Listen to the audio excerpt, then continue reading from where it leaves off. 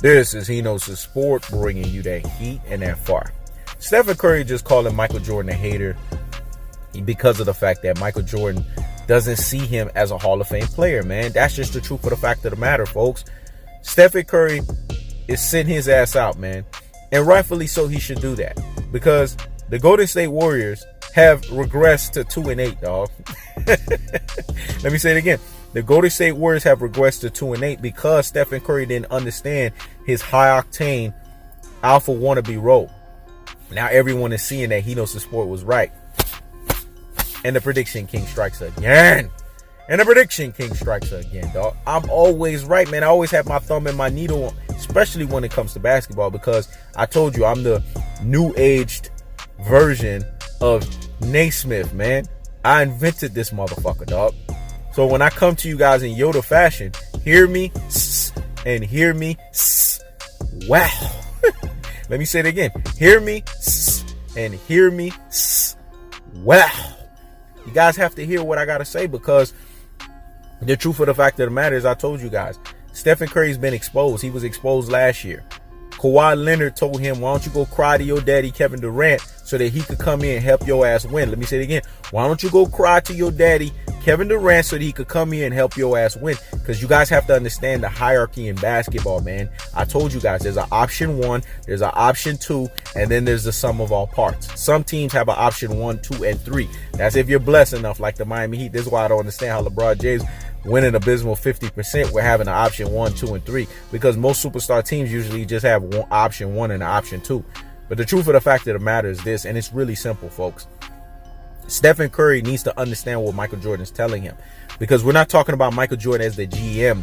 We're not talking about Michael Jordan as a owner. He's trash. I'll be the first one to tell you that. Let me say it again. We're not talking about Michael Jordan as a GM or Michael Jordan as an owner. He's trash. I'll be the first one to tell you that, folks.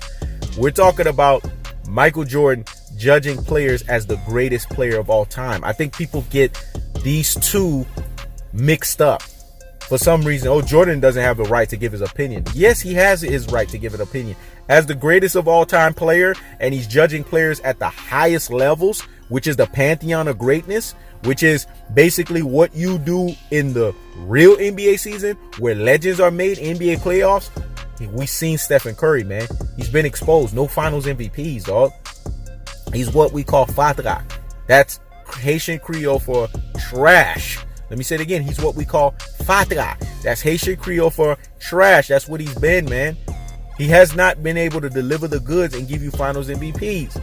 Now people are going to sit here and say, man, you just being so cold-hearted, unadulterated, cutthroat truth-telling on the babyface assassin. I'm going to do that because he's not an assassin. You don't call this boy an assassin, man. An assassin is Michael Jordan, Kobe Bryant. You don't put assassin with Stephen Curry. That shit don't go together, man. Because to give somebody an assassin, right, they have to have an assassin's mentality. Let me say it again.